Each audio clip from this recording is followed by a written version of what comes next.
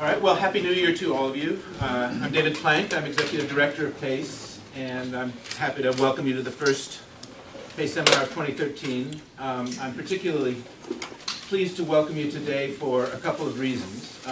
One is that something that rarely happened today, which is that the policy brief that Morgan wrote is in print as of today and released today, so that we have the policy brief coinciding with the seminar, which almost never happens. So if you didn't get a copy of the policy brief, please pick one up as you leave.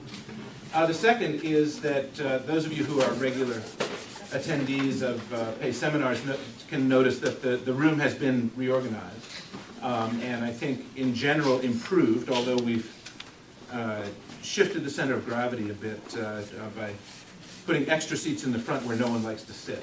So, but nevertheless, and AJ Block just told me that this is the very first use of this room, that this is the first event that's taken place in this room. As you know, we've been doing our seminars here for 10 years, so it's nice for us to be first. And the third reason is I get to introduce Morgan Polikoff. And one of the things that PACE does is we have a semi-annual meeting for reasons that are shrouded in mystery. We call it the Policy Research Panel. But a semi-annual meeting where we bring together many of the young policy scholars in California to introduce them to PACE, to talk about their research, and to talk about sort of the California policy environment, in the hope that we will recruit them into PACE's network and interest them in doing work on California. And Morgan has attended several meetings of that policy research panel, and is certainly a rising star in the field, and has committed a substantial share of his research attention to California. So it's really nice to have him here today. And with that, I'll just say that Morgan's an assistant professor in the Rasier School of Education at USC, and with interest generally in accountability standards and instruction, and I will hand it over to him. Thank you very much. Can everyone hear me in the back? Okay, so I'm delighted to be here. Thank you, Dave, for the nice introduction. I should say that this work is collaborative work with a former PhD student, now researcher at the University of Virginia named Andrew McEachin. He also does great work on California, and he's got some cool work about algebra that I think probably folks in this room will be really interested in. And I should also say, earlier this week I was in DC at another meeting of young scholars where we were talking about how to get your work to be seen by policymakers and to get policy relevant work actually out in the world. And so this is a real pleasure for me, because this is the sort of thing I want to do when I do policy relevant work. So today I'm going to talk about fixing the API, and I should say up front that I'm going to be fairly narrowly focused on API as a measure and on the design of API and its use for accountability purposes. So there's all kinds of great conversations to be had about expanding API to multiple measures, and I will touch on those, but that's not really the focus. So the focus is on the design of API. So I'm going to do a very brief history of background on API just to make sure everyone's on the same page in terms of understanding the measure. Then I'm going to talk about 7 lessons learned from accountability research about the design of these kinds of performance indices. And I'll try and illustrate those where possible with figures and graphs that I think really drive home the points. Then I'm going to make 5 suggestions for improving API, and the goal in writing this was really to make suggestions that don't require a lot of new data collection, aren't going to be super onerous, but can really provide a lot of bang for your buck in terms of identifying schools that need improvement and identifying schools that are really doing well. And of course there's Q&A at the end, but I'm perfectly comfortable with you interrupting me if you have questions as I go along, particularly if I lapse into NCLB jargon or anything like that, which not everyone has the same background. So with that, let's talk about where API came from. So, as probably most of you know, API came from the Public Schools Accountability Act of 1999.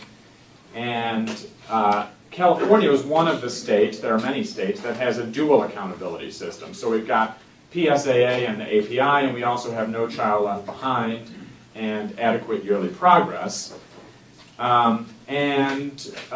It's important that, even though PSAA doesn't really have the same kind of teeth that No Child Left Behind has, I think we all recognize that API is a very important value. I mean, realtors talk about API when people are looking at houses. Schools have banners where they have their API prominently on display. So even though it doesn't have the same kind of accountability punch that Adequate Yearly Progress does, API is a very important measure, and it's widely discussed.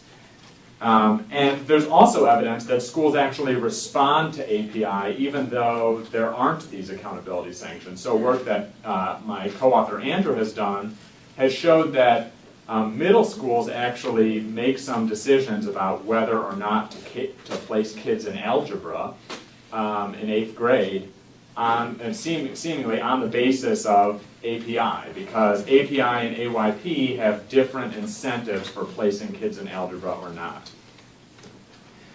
In addition to this historical origins of API, we have the recent movement, which I think really motivates this work, in the signing of SB 1458. So SB 1458 was a mandate to revise the API, and the requirement is that test scores will comprise no more than 60% of the API in high schools and no less than 60% of the API in elementary schools. And it's really talking about how to revise the API to include multiple measures to capture the performance of schools.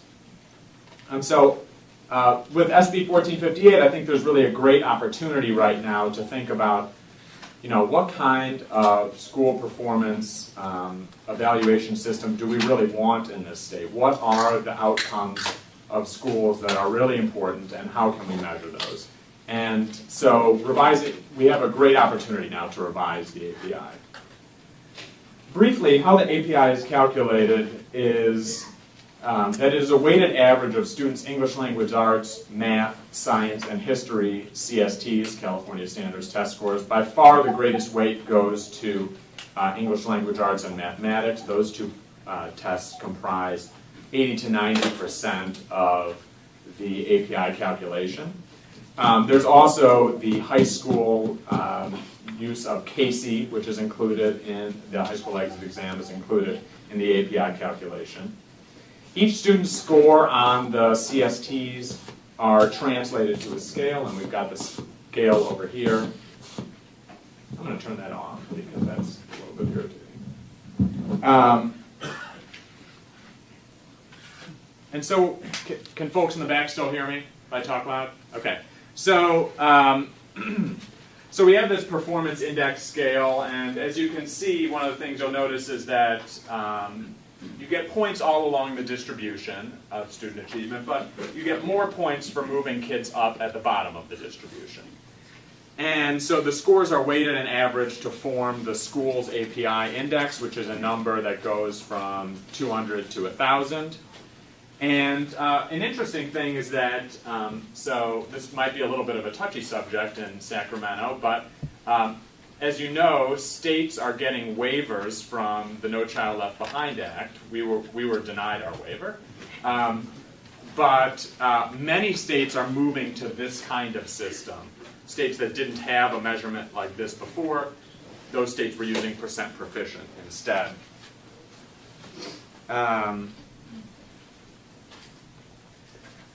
So the goal for API, the target for a school in a given year is an API of 800. If a school has an API of above 800, it just has to keep the API above 800. If a school has an API below 800, the goal is to close 5% of the gap between the school's current API and 800 in the next year. So for instance, a school with an API of 700, must increase its API to 705 in the next year in order to meet the standard. Schools also receive subgroup targets calculated in a similar way to the overall targets. And so what does this API of 800 actually mean in terms of proficiency? Because it's kind of a little bit unclear. So if all the students in a school were either proficient or basic, then an API of 800 is equivalent to about 57% of students being proficient. So this is actually a little bit lower of a target than we're at right now under No Child Left Behind's adequate yearly progress, where these days I think we're somewhere around 70-something%, and this year we have to be around 80-something% proficient. So the difference between API and AYP, well, under federal No Child Left Behind legislation, AYP is the primary measure of schools' performance. And AYP, unlike API, is based simply on the percent of students at or above proficient. So if you're 1 point below proficient, you count for 0. If you're 1 point above proficient, that's perfect. The percent of students required to be proficient is rapidly increasing, and by 2014, that target is going to be 100% of students proficient, since we were denied our waiver. And, but in point of fact, there are actually many loopholes to avoid this target of 100% proficiency, or this year it's 80-some% proficiency. And most notably in California, there's this provision called Safe Harbor. This actually is in all states, but it's used very widely in California. So it turns out that something like 80% of the Title I schools that are actually meeting AYP have proficiency rates that are below the target and are meeting it through this provision called Safe Harbor. And so these AYP targets are used to hold Title I schools accountable. There's a set of sanctions that go along with failing to meet AYP targets for 1, 2, 3, and so on years. And so AYP has more teeth, that's the point, because the results are actually used to hold schools accountable. So that's sort of the introduction, the overview of AYP and API. And so now I'm going to talk about some of the lessons learned from the accountability literature about the design of effective school rating systems and focus on API. And so I have 7 lessons learned that I'm going to touch on. They're listed here. I won't read them to you now because I'm going to go through them one at a time. So the first lesson learned is that API scores largely measure student demographics.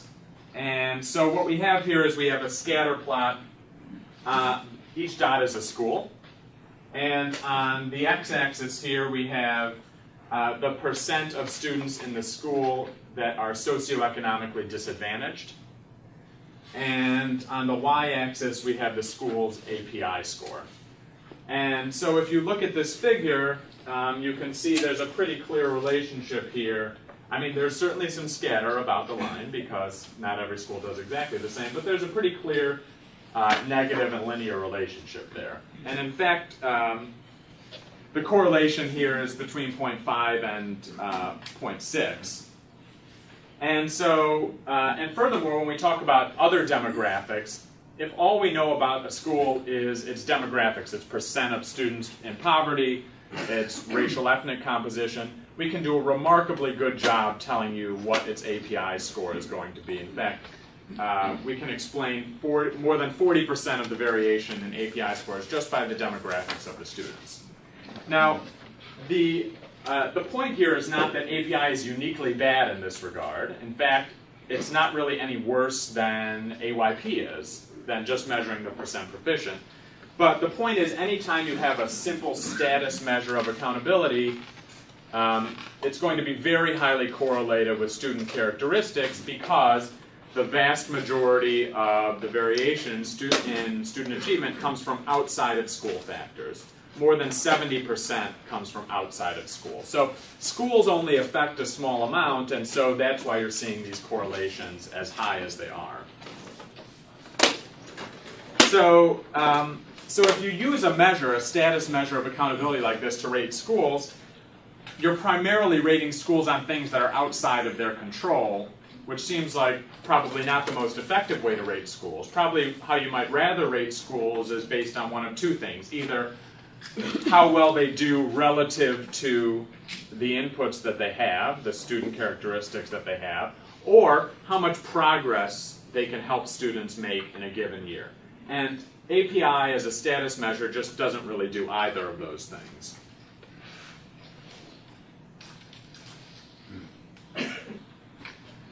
The second lesson that we have learned is that the change in API scores from year to year is highly unstable.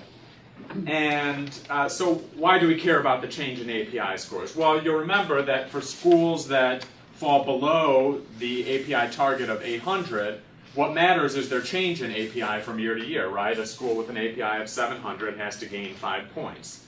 Well, it turns out that the API scores from one year and the API scores from another year, from the subsequent year, are really not hardly related. So that's what we have here. We have this year's API growth change, so that's say 2010 to 2011, and last year's API change, so that's say from 2009 to 2010. And what you can see here is, again, you actually see a negative relationship. So what this means is that schools that grow in API this year are actually more likely than not to decline in API next year. And the correlation here is not big, it's negative 0.2, but nonetheless it's suggesting that change in API, which again is an important measure because it determines whether schools that are below 800 meet the standard or not, is a very unstable measure. And so again, this is not something that's new and exciting. Everyone knows that change scores are less reliable, well, not ever, but statisticians and methodologists know that change in measures is less reliable than the measures themselves. But the fact that this correlation is negative is actually interesting and sort of surprising, because in fact what we've seen, so one of the big hot button issues right now is value added for teachers. And people will say, well, value added for teachers is so unreliable. But in fact, the correlations there from year to year are positive, and they're like positive 0.3 or 0.4.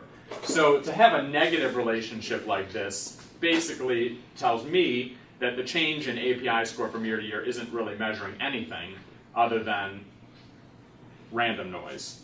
Do you have a question there? If you look at all API scores, or just those subject to the increase, those below 800? Yeah, so the correlation's also negative 0.2 if you just look below 800, but this is all schools. But yeah, that's a good question. Because the schools that are above 800, it doesn't matter if they go up or down. And so, yeah. I just wanted to follow up on that question too, which is not just the above or below 800 mark, but I'm wondering how different that looks if you were to look at schools with lower than 500 API compared to those in the higher ranges, just because how much we have to do. Yeah. I don't know that off the top of my head. My hunch is that this pattern holds true at all levels of API, but that's relatively easy, so I can certainly look into that. And so, particularly if you're going to do something like identifying the bottom performers or the top performers in a given year for some kind of, reward or some kind of sanction, and you were using a measure like this, that would be a really terrible idea, because the bottom performers in one year are almost, you can see, the bottom performers in this year, none of them are the bottom performers in next year. 0 of them, they're all up here. So it's not a measure that you would want to use to make those kinds of decisions. The third lesson that we have learned is that API appears to be biased against middle and high schools and in favor of elementary schools. So 45% of elementary schools had API scores below 800 in 2011, as compared to 58% of middle schools and 82% of high schools. And you can also see that in the means. Now, of course, it could be the case that high schools and middle schools are actually this much worse than elementary schools, and probably High schools maybe are a little bit worse than elementary schools on average, but it's probably unlikely that they're this much worse. And so there are a lot of reasons why this might be the case.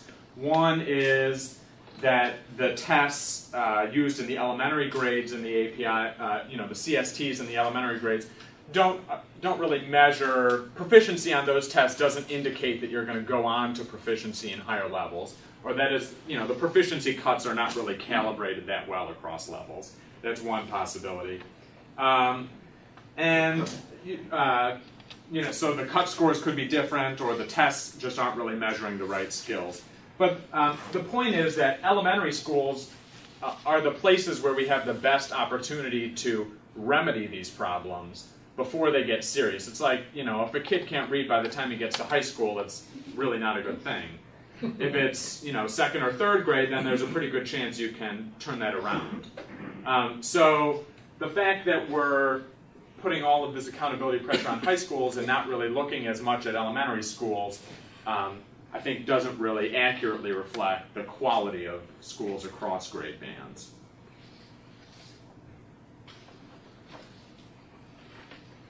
Our fourth lesson is that growth in API, so again, this year-to-year change, is, you might say it's biased against small schools, or you might say it's biased in favor of small schools, but certainly what you can see here, we have on the x-axis school enrollment, and on the y-axis we have the change in API score from one year to the next. And so what you can see is there's just tremendous amount of variance here in small schools. And again, this is a statistical property that's a fact.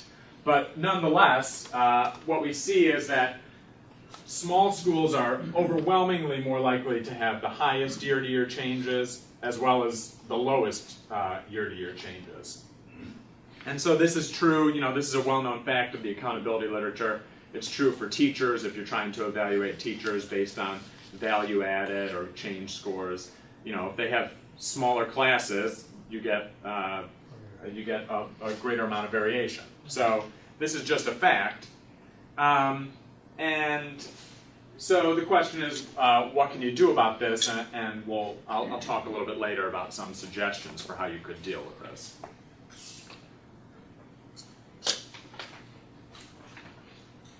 The fifth lesson is that API creates a disincentive to improve the achievement for high achievers. And in point of fact, this was almost surely an intentional decision on the part of the folks who wrote the PSAA policy. But if you remember back a few slides ago, when I showed you the scale points, you can see that if a school's thinking about, boy, how do I raise my API score? I've got to raise my API score 5 points. Where do you think they're going to target? Well, they're going to target down here because you get 300 points for moving a kid from far below basic to below basic, but you only get 125 points for moving a kid from proficient to advanced. And in fact, you get no points at all once a kid's already advanced, right? You can't raise his achievement anymore because there's nothing above advanced. So there's no incentive to do so for these schools that are below 800.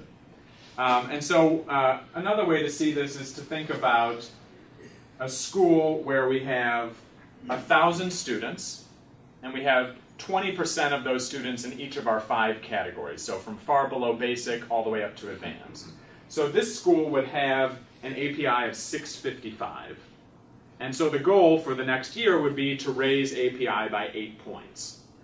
And so what we see in this bar graph is how many students you have to move across each of these levels in order to get those 8 points. So you can see, if you're moving kids from far below basic to below basic, you only have to move about 26 of them. In contrast, if you're trying to move kids from proficient to advanced, you have to move 62 of them.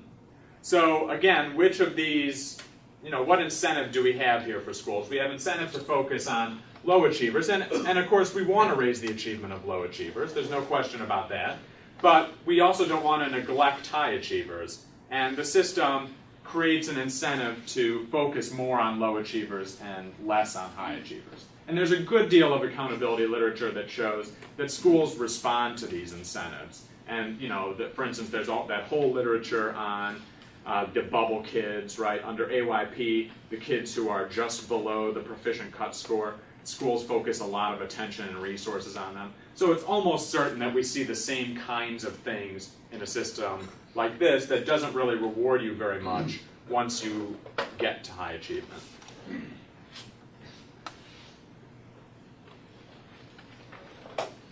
The sixth lesson, and probably the most important lesson, so I don't know why I didn't put it first, is that API does not track the achievement of individual students. API is based on cohorts of students who change over time, right? It's different kids. You're comparing different kids from year to year. And so let's imagine a school. Say it's a middle school with grades 6, 7, and 8. And let's imagine this is a phenomenally effective school. It's a school that, on average, its kids come in at the 30th percentile of achievement. And this school raises those kids' achievement to the 50th percentile by grade 7 and to the 80th percentile by grade 8. So it's improving these kids' achievement by 20 percentile points per year. Unbelievably, phenomenally effective school. Well, it turns out that this school looks like an average school. And in fact, it doesn't change over time what the score is. So even though the school is very effective at raising achievement, the average here is right in the middle of the distribution and is not changing over time. This school, based on this calculation, which is just like the API calculation, this school looks like a completely average school, when in fact it's almost certainly not. And so why is this a problem? Well, it's a problem for this reason that I just illustrated, but it's also sort of conceptually a problem because we know that student demographics in schools can change from year to year. When you take out a bunch of 8th graders and you put in a bunch of 6th graders, things could have happened. These could be totally different kids, and it's not really appropriate. It's not even appropriate to compare them. And so what we can't do using API is actually measure the school's impact on student achievement, which probably, again, is what we really want to measure because we want to be, rewarding or sanctioning or even just talking about schools' performance in terms of the context of things they can actually control. And impact on student achievement is something you can actually control, and this system just doesn't reward that. And some people are all concerned there are all these technical issues like, well, you don't have a vertical scale, so you can't compare 5th graders to 6th graders because the scale of the test differs. But even without a vertical scale, there are plenty of ways to measure growth, and I could certainly get more technical. There are all kinds of value-added experts who you could bring in who would talk your ear off about how you can measure growth without a vertical scale. And so those technical issues shouldn't get in the way of measuring school performance in the way that really makes the most sense.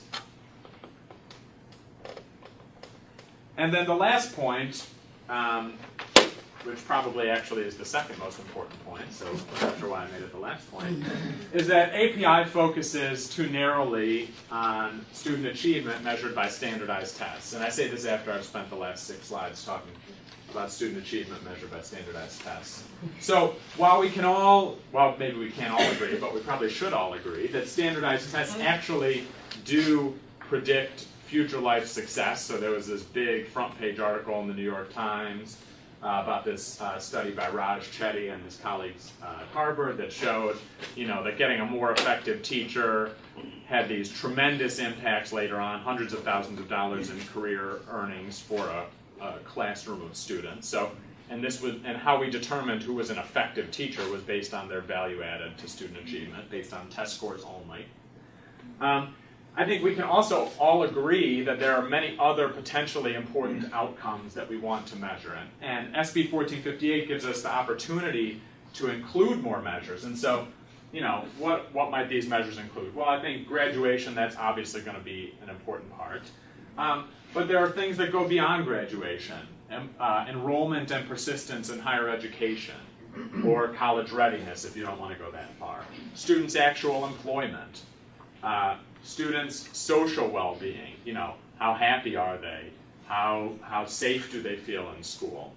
Students' civic participation or students' engagement in the classroom. These are all measures that I think effective schools will help improve outcomes on these measures. And so if you think that something is important, then probably you should include it in your accountability system and measure it. Because as we all know, by narrowly focusing on standardized tests, which is what API and AYP have done, that's what we've gotten in the classroom. We've gotten a narrowing of focus on the subjects that are tested, and there's a lot of reasons why that might not be a good thing. So the more a broad picture of a school's performance you can get from including multiple measures, the better. So I've talked about 7 lessons that we've learned, and now I'm going to offer 5 solutions that I think follow quite directly from the lessons. And again, the purpose here was to think about ways to improve API without going overboard in terms of tons of new data collection and everything like that. So certainly, if you wanted to be really ambitious, you could create tons of new measures, and you could measure every school on 10 different dimensions, and there could be utility to that. But here I'm focusing mostly on the test-based measures, and then I'll talk about how we need other measures as well. So the absolute most important feature that needs to be changed to have an effective school performance system is you must be able to track the performance of individual students. And so, California doesn't need to reinvent the wheel on this issue. There are tons of states and districts that are already using sophisticated methods for analyzing longitudinal student level data. You've got Colorado has the student growth percentiles. A lot of states started using these growth measures because of Race to the Top or the No Child Left Behind waivers. And so there's a really, by now, very robust literature on how to do value-added modeling, what are the problems, what are the alternatives. You've got value-added modeling experts within the state and outside the state. I do not count myself as a value-added modeling expert, but I know sort of just enough about value-added modeling to be dangerous. And the point is that you don't have to use these. So everyone's all concerned, oh, we have value-added, it's going to be used to evaluate teachers, and it's going to be punitive. Well, you don't have to use value-added for accountability purposes for individual educators, or even for accountability purposes for schools if that's undesirable. It's nonetheless useful to understand what the contribution is of a particular school to students' learning, and we can't do that right now at all with API. We also have longitudinal data systems already in place, although I don't know so much about the quality of those longitudinal data systems. And the smarter balanced assessments that California is signed up for should in principle help because they're supposed to have a vertical scale. They're going to be computer adaptive, so they'll be better at measuring students at the top and the bottom of the distribution. And so, the time is really ripe to start using this kind of measure. But of course, I've just said that growth measures are really not so stable, and so one way that we can improve the stability of these growth measures is to use multiple years of data.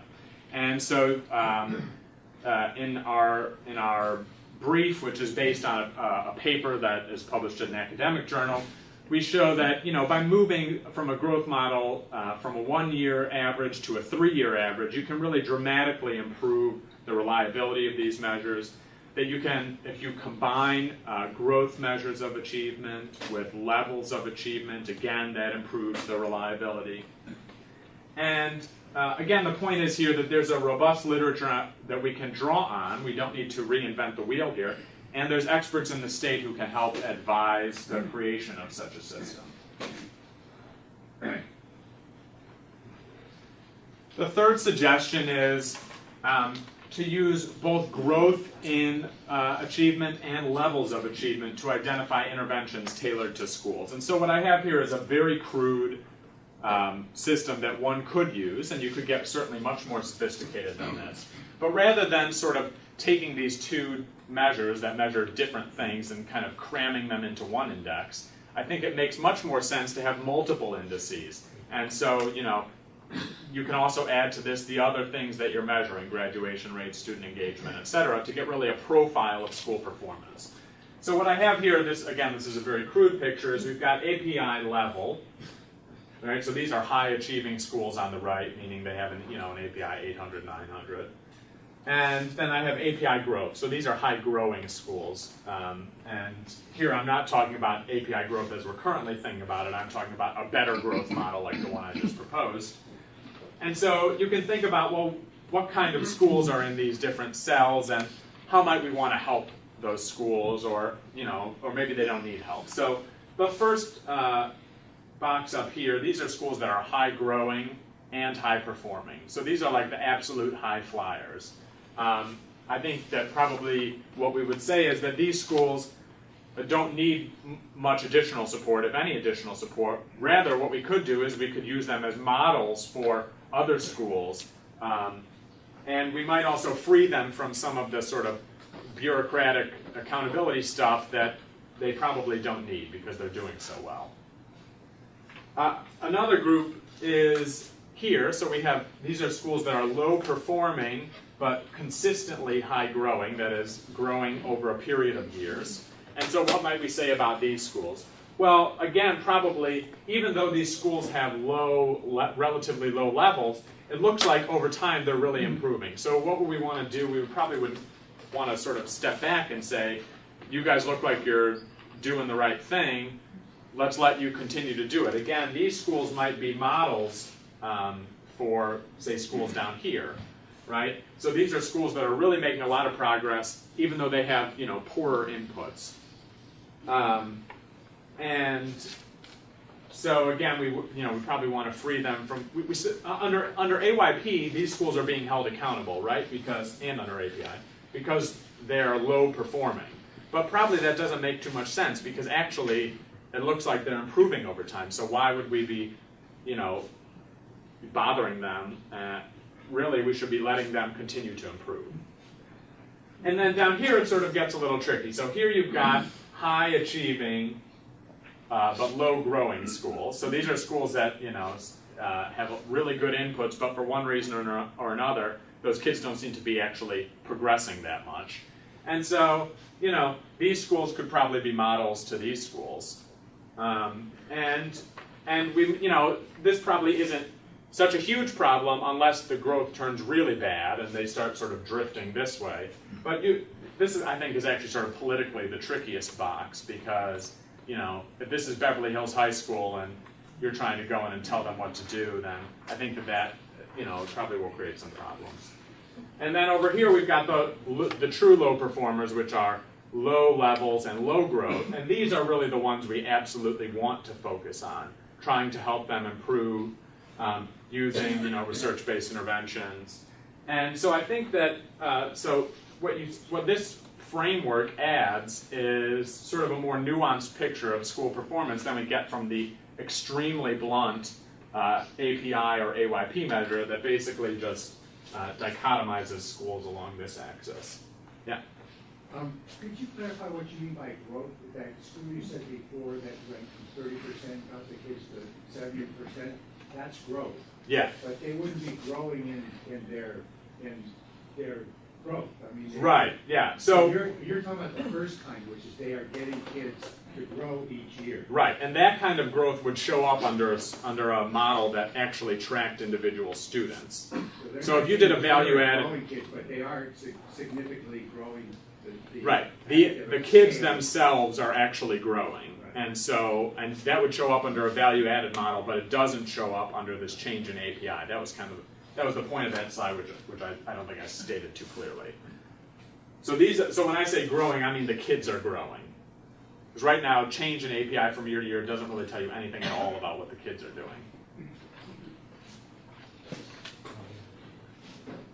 How Yeah? do you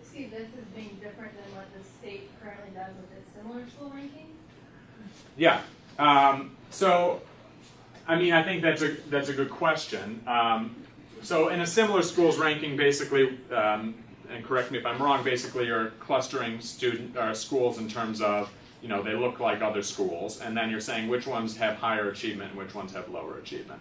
And probably you're going to get roughly similar kinds of classifications between this kind of system and that kind of system, but that system, again, doesn't talk about actually growth.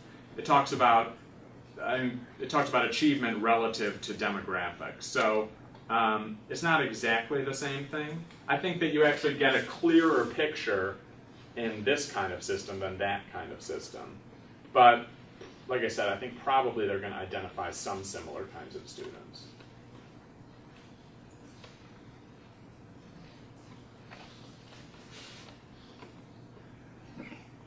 So the fourth suggestion is to administer accountability separately by school level and size. And so, as we already know from SB 1458, the different school levels are going to have different measures to go into their API. And so it makes sense anyway to have those two systems be different. But this is very easy to accomplish through stratification. So for instance, if you say, you know, we're focused on the bottom 5% of schools. In general, I don't like those kind of bottom X%, but let's just say that's what you wanted to do. Then say, pick the bottom 5% of elementary, the bottom 5% of middle, and the bottom 5% of high schools. Rather than what we do now, so if you did that now, what would you get? You'd probably get like, you know, 10% of high schools, 5% of middle schools, and 2% of elementary schools. Because again, these measures are biased against high schools. And you might also, so this also goes back to sort of similar schools, but you might also identify the bottom X% by school size. So you might say separate school size into chunks, right? So you might say like, you know, below 200, 200 to 400, et cetera, and then you might choose from within those chunks. And that way it's going to be fairer across the full range of the distribution. You can also adjust scores sort of statistically using shrinkage techniques to account for this statistical fact that they sort of have a greater variance if they're smaller schools. And so the point is that if you do something like this, it's just much fairer to elementary schools, middle schools, and high schools, and to smaller schools and bigger schools than is the case right now. And then the last suggestion is to explore alternative measures of school performance. And I really sort of already talked about this, but I kind of want to emphasize it again. You know, people talk all the time about, you know, the importance of things like creativity and students' entrepreneurship. And they say things like, well, you know, standards and accountability are destroying the creativity of our students, or teaching to the test is causing all these negative consequences. But no one's actually measuring those things. And so, you know, if those are things that we value, I mean, first of all, we need to have a discussion about what it is that we value and what we want the outcomes of schools to be. But if those are things that we value, then we should include those in our evaluation of how a school is doing. I mean, rather than just saying that this is a problem and then not doing anything about it. I mean, the simple fact from all the literature that we know about testing and accountability is that you get what you test. And so right now we're testing math and English achievement, basically. I mean, we do a little bit of other stuff. You know, history is 7%. But really what we're saying to teachers and to schools is all we care about is math and reading achievement. So if we instead said, you know, we care about math and reading achievement, that's a third of what we care about. And we care about student engagement and parent participation, that's 20% of what we care about. And we care about, you know, student entrepreneurship, that's 10% of what we care about, right? If we had all of those things and we could create this picture of how a school was doing along all of the dimensions that we actually care about, I think that that would, I mean, first of all, it would move California ahead of all other states, because no state's doing anything like that. But second of all, I think it really sort of puts our money where our mouth is and really gets us much closer to the kind of school that we say we want. And of course, some of these measures are going to require new data collection, and you could talk about sort of clever ways to do the data collection to minimize the cost. Other of these measures are not going to require new data collection. But I think we need to have this discussion, and we need to come to some sort of agreement about what are the desired outcomes of school, and then how can we construct our school evaluation system to really align very well with those measures and sort of provide consistent messages about what we want. And so, to wrap up, the points I want to make are, API has served a useful purpose. I mean, as we see, people focus very much on API, and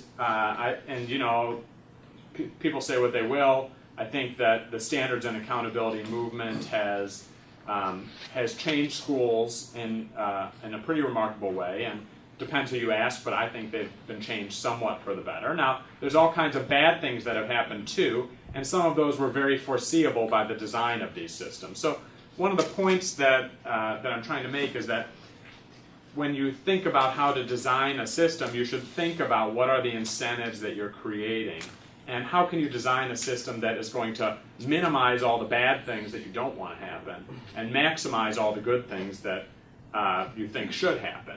And so this means starting with a discussion about what we want to measure, then measuring it, and then sort of using those results to drive improvement. And so I think that fixing the API on its own is not going to solve any of our problems, but I think that certainly a revised API that includes multiple measures and is more thoughtful about measuring growth can go really a long way toward improving education in California. So that's all I have, and I'm happy to answer questions. I don't know if David wants to moderate or anything like that. I won't moderate, but I'll call on people.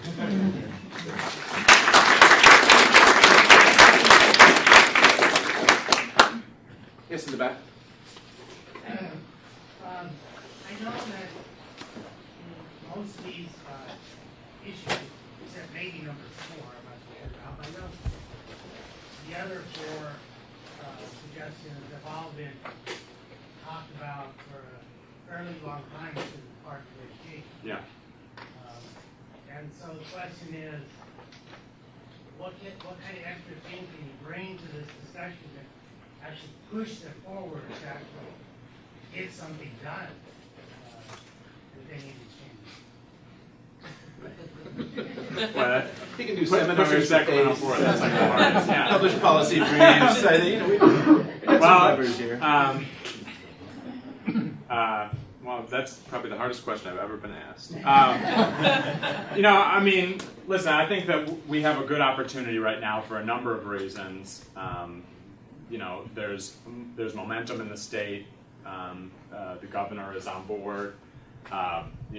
We have a legislature that is, that we've got supermajorities in both houses, and so there's an opportunity from that standpoint. We're at a decade now of a little over a decade now of standards-based reform. We've learned a lot, and I think that this literature and what we know is really at a mature state, and we can really offer really good advice.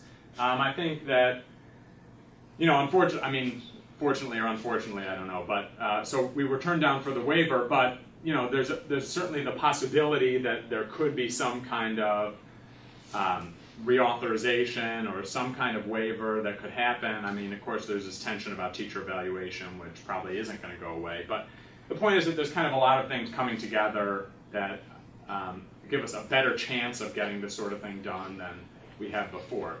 With NCLB still in place, it's doing these kinds of things probably aren't going to change that much. So really, I think the thing is we need to get out from under NCLB.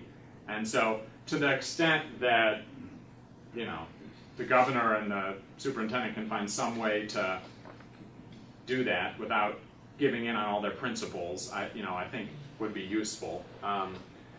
Otherwise, if we're stuck under NCLB, you can make all these changes that you want, but you're still going to have 80-90% of schools failing. So I think that part's kind of tough. I mean, it's a political question, and you know, I'm an assistant professor, so.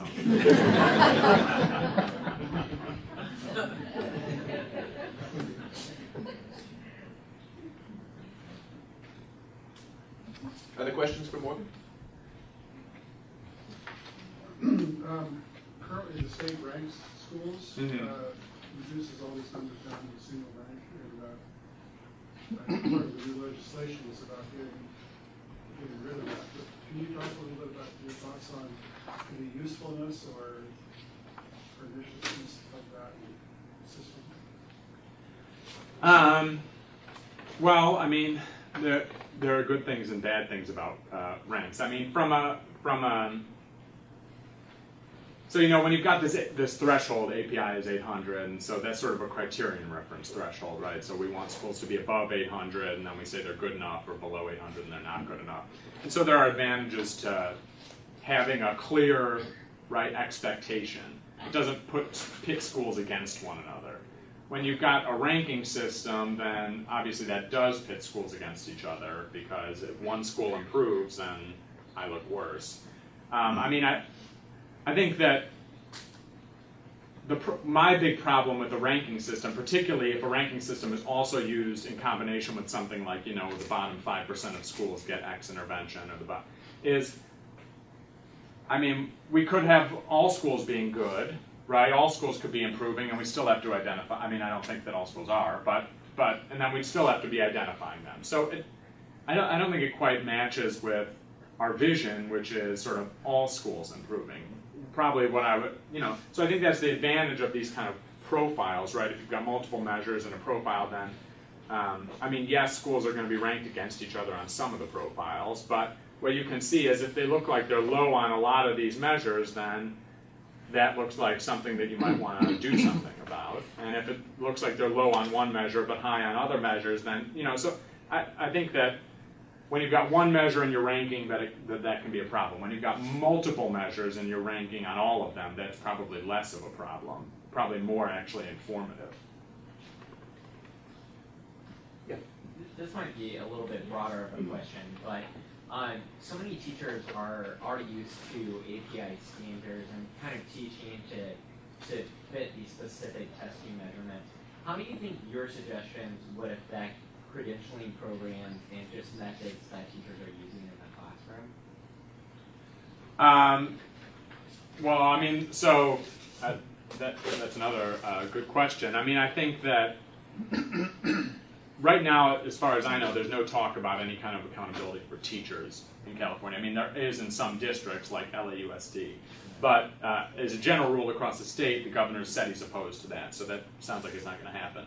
So without those kind of teeth, I don't think that it's going to be quite as much of an impact. But nonetheless, I think, you know, I mean, you could go through point by point and you could see, say how you think it might influence teachers. So for instance, focusing on growth of all students, right, as opposed to, say, API, which has this weird scale that causes incentives to focus on low achievers. I think that might help teachers focus on all students, you know, more on all students. That's sort of one idea. I mean, I think that probably what matters more is California's adopted the Common Core standards. We're moving to these smarter balanced assessments, which are going to be sort of a different form. What I think is going to matter in terms of influencing what teachers do is how we support teachers to implement those standards. You know, what kind of curriculum materials do they get? What kind of training do they get? I think that revising the API system probably on its own wouldn't have that much of an influence on what teachers are doing. I think it's more about sort of content and the assessment. Those kinds of pieces really would influence what teachers are doing. Thank you for your presentation, Dr. Morgan. Could you, from a place of equity, could you give a little more insight about where your solutions, your proposed solutions, have an impact on the students who are furthest behind, and how your solutions posit movement towards eliminating opportunity and achievement disparities? And then on the back end of that, sometimes averages can mask inequities when you look at it from a statistical perspective. how would we still hold schools accountable for that if we excluded getting from under NCLB? So it's kind of a two-part Yeah. question. If you could give some voice to that, I'd appreciate it. Yeah, well, I mean, so what I talked about was I was talking about API as like a total score, but you Right. can still certainly. So right now I'm hypothesizing a world where NCLB doesn't exist anymore and California gets to decide its own accountability It's a system. beautiful dream world. So you could still have subgroup measures of API, right? You could report API at the subgroup level. You could have, when I talk about sort of, when I talk about the, this, so you could have a profile for all students, right? And you could also have a profile for your various subgroups, right? Socioeconomic disadvantage, Black, Latino, whatever subgroups you want to have. And I'm absolutely all for those because I think that there's no question that those kinds of subgroup measures get schools to pay attention to those groups more than they otherwise would have. What I think that we don't want to do is have a system like we currently have that really creates no incentive at all to focus on high achievers, folks who are already doing well. And, because they're important too, high achievers are important too. I mean, if you talk, not that high achievers are the only people who are going to be creating jobs, but high achievers, go on. It's important, we want to keep them high achievers, right? We don't want to hold them down because our system is only focused on low achievers. So I think they test well, so I think that you have to be careful in discerning in how you define high achievers. They test well based upon the that's what I'm knowledge. defining high achiever as, Right. is they test well. Just to clarify. Those were synonymous in what I was saying. But they might have, yes, there are other components of high achievers.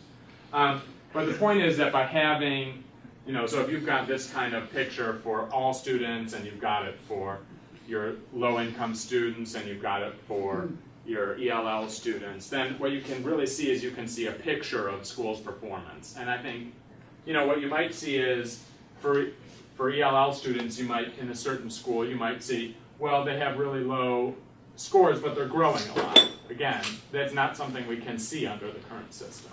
So I think there's just advantages to going to this kind of system, even while I still support disaggregation and we could talk about how you would use these things to hold schools or to hold teachers or to hold administrators accountable. Yeah, far back. Yes, a couple of technical questions. You mentioned multiple indices. Would you envision that we would consider multiple indices in various measures and then create a composite score, or would you want to keep it separate? And then the second question would be, let's say we put in the new assessments, the new multiple measures, would we then start from ground zero on our scale and have everybody begin at the beginning, or would we use our current system and just modify it? So on the first one, I think that people make a mistake when they take a bunch of weird measures and they cram them together to give you a composite score. Like, that's what we do with like U.S. News and World Report rankings, and that's not really as useful. The composite score provides some value, but what also provides value is seeing the profile of performance. So, I think about this in the same way that I think about measuring teacher performance. And so I just came from a meeting where we were talking about measuring teacher performance using value-added scores, using student surveys, using observations. You could talk about other instruments. And so I think about it in the same way. You could even have a picture where you've got like a composite score at the top. You've got each of your measures, and you can see where you are on each of your measures as well as the composite, because I think that really helps drive improvement much more. You can see where you're coming up short. For the second question, we're in sort of we're in kind of a bad place right now because we're rolling out these smarter balanced assessments in a couple of years, and we're making decisions right now about what kind of testing we're going to, earlier this week they decided, they're going to change what tests, or they said they want to change what kind of tests they're administering in schools. So, I don't think it's a bad thing to wait for a couple of years to roll these things out. I think it's going to be really all kinds of confusing for schools in the interim. probably, you know, if you wanted to get Arnie Duncan to sign off on a waiver, you'd have to say we're going to use them in the next couple of years. But I think a little bit of caution and sort of rollout is useful rather than, you know, glomming it onto the existing system and then immediately attaching punitive sanctions to it.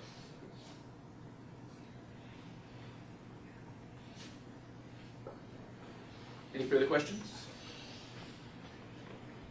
If not, thanks again to Morgan. Thank you. Thank you all for coming, and see you next month.